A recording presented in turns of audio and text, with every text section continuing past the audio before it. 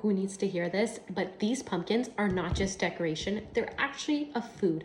And not just any food, they are packed with so many nutrients.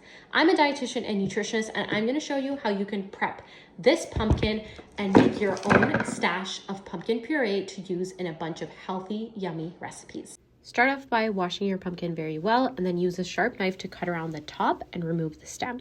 Then cut your pumpkin in half, and using your hands, remove as much of the stringy pulp and seeds as you can. Once you've done that, go in with a spoon and use a bit of force and scrape any of the stringy parts that are stuck on until it is smooth. This is super important to help make sure that the puree is actually smooth.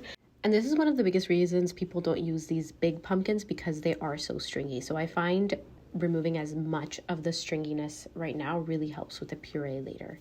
Once it's all cleaned up from the inside, cut your pumpkin into slices, leaving the skin on, and then place the slices on a baking sheet lined with parchment paper.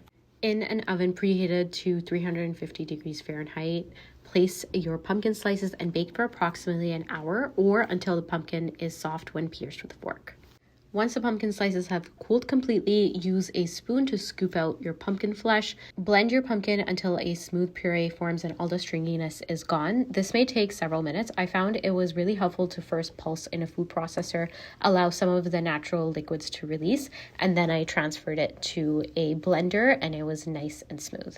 And there you have your pumpkin puree ready to use. I do store these in 1 cup portion baggies and freeze them so that I can just pull them out of the freezer for any recipes.